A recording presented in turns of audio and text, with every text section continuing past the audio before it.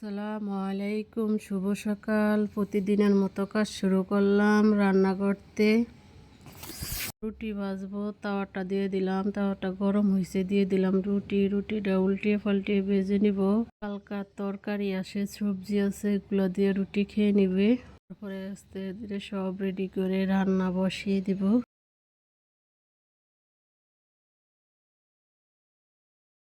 রুটিটা ভাজা হয়ে গেছে, এখন তুলে নিলাম। সকালকার নাস্তা রেডি, ডিম সিদ্ধ, তরকারি আর রুটি।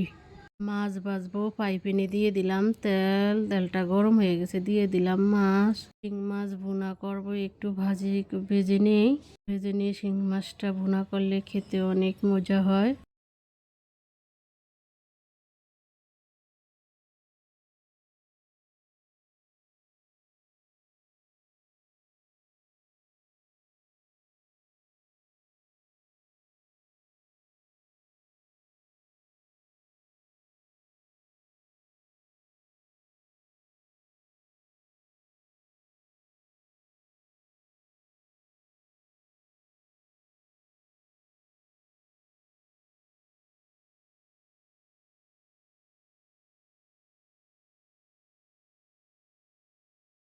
শিং মাছটা ভাজা হয়ে গেছে, এখন তুলে নিলাম। তরকারিটা রান্না করার জন্য ফ্রাই প্যানে দিয়ে দিলাম পেঁয়াজ।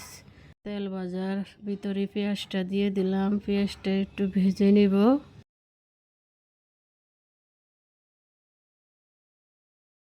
পেঁয়াজটা ভাজা হয়ে গেছে, রসুন বাটা, জিরা বাটা, লবণ, হলুদের গুঁড়া, মরিচ বাটা দিয়ে, কাঁচামরিচ দিয়ে, একটু পানি দিয়ে মশলাটা কষিয়ে নিব। টমেটো দিয়ে দিব।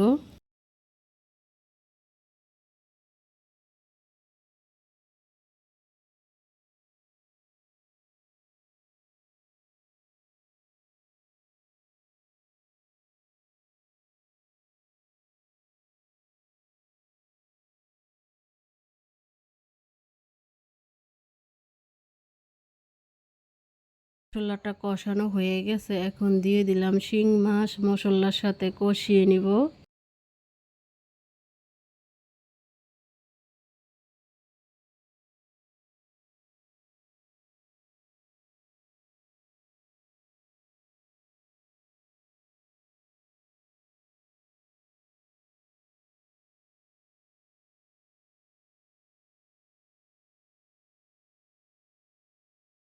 কষানো হয়ে গেছে, এখন পানি দিয়ে দিব। পানি দিয়ে ভালোভাবে রান্না করে নিব।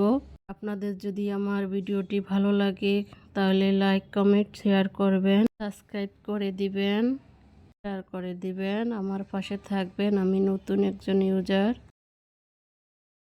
তরকারিটা পুরো হয়ে আসছে, এখন ধনিয়া পাতা দিয়ে দিব। ধনিয়া পাতা দিয়ে কিছুক্ষণের জন্য জাল করব।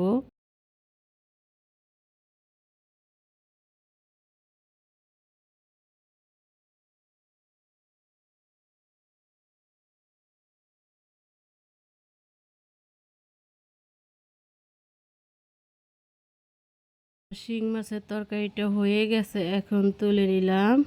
ডিম ভাজবো, ফ্রাই প্যানে দিয়ে দিলাম, তেল দিয়ে দিব, হলুদ, একটু লবণ দিয়ে ডিমটা একটু ভেজে নিব। ডিমটা ভুনা করব।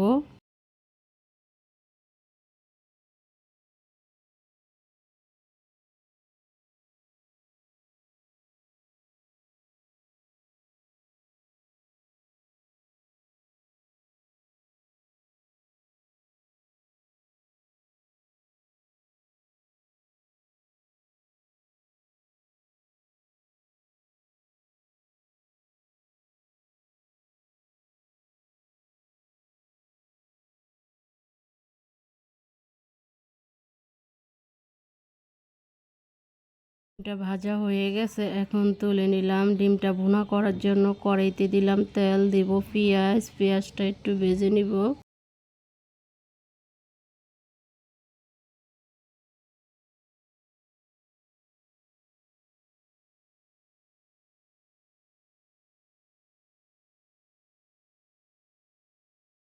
পেঁয়াজটা ভাজা হয়ে গেছে, রসুন বাটা, আদা বাটা, জিরা বাটা, লবণ, হলুদের গুঁড়া, মরিচের গুঁড়া, কাঁচামরিচ দিয়ে, টমেটো দিয়ে, একটু পানি দিয়ে মশলাটা ভালোভাবে কষিয়ে নিব।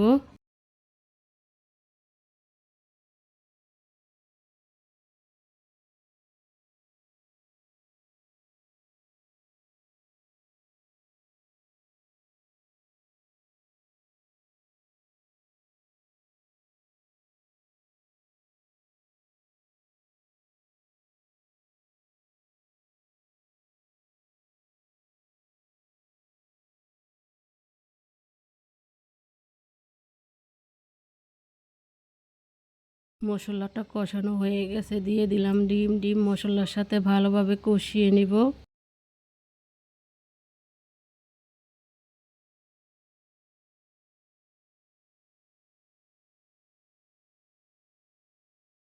কষানো হয়ে গেছে, এখন পানি দিয়ে দিব।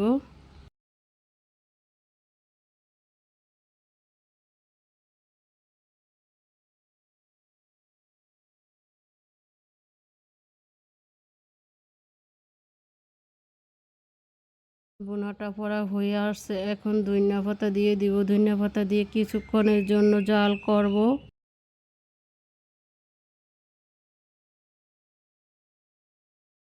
বোনাটা হয়ে গেছে, এখন তুলে নিলাম।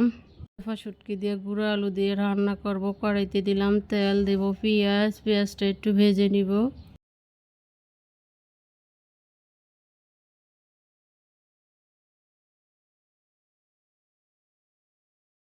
পেঁয়াজটা ভাজা হয়ে গেছে, দিয়ে দিলাম চেপা শুটকি। তেলের ভিতরে ভালোভাবে ভেজে নিব, তাহলে খেতে অনেক মজা হয়, গ্রান বাইরে। দিয়ে দিব রসুনের কোয়া, একটু মাঝখান দিয়ে কেটে, এটা দিলেও আরও দুর্দান্ত মজা হয়।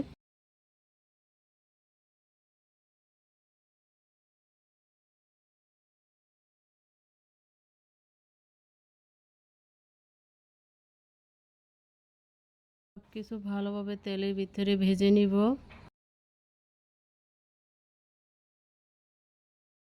লবণ দিয়ে দিব একটু, হলুদের গুঁড়া, মরিচের বাটা দিয়ে মশলাটা পানি দিয়ে কষিয়ে নিব।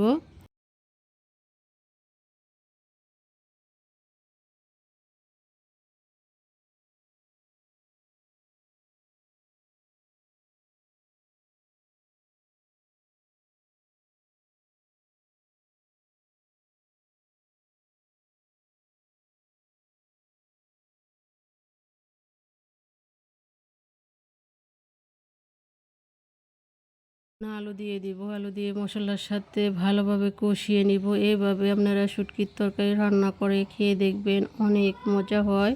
যাদের মুখে রুচি নাই, যাদের জ্বর সবসময়, তারা এই তরকারিটা রান্না করে খাবেন, দেখবেন অনেক মজা লাগে, তো অনেক ভালো লাগে।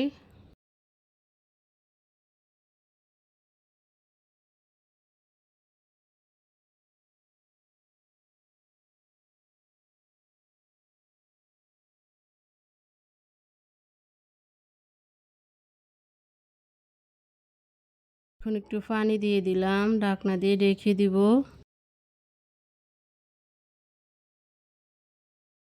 কিছুক্ষণ পরে ঢাকনা উল্টে একটু নেড়ে দিব।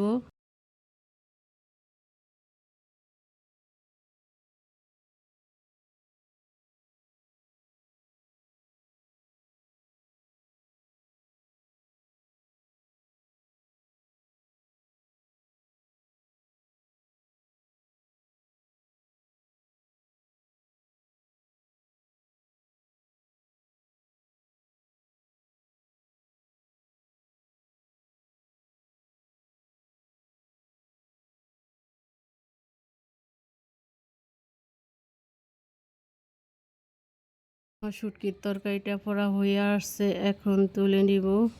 মাশাআল্লাহ, কালারটা অনেক সুন্দর হয়েছে। ডাল ভুনা করবো, পাতিলে দিলাম তেল, দেব পেঁয়াজ। পেঁয়াজটা একটু ভেজে নিব।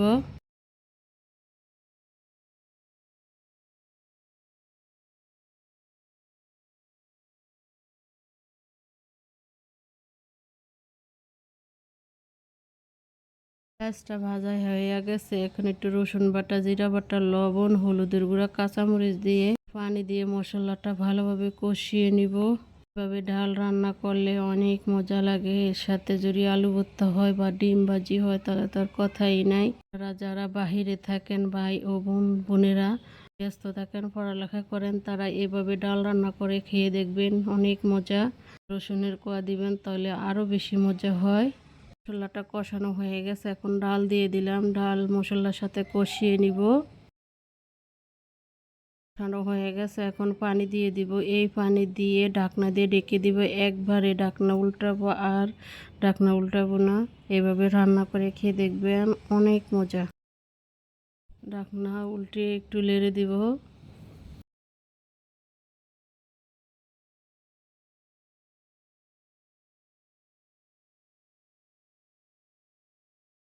আমার ডাল রান্নাটা প্রায় হয়ে আসছে। এখন ধনিয়া পাতা দিয়ে দিব। ধনিয়া পাতা দিয়ে কিছুক্ষণের জন্য জাল করব।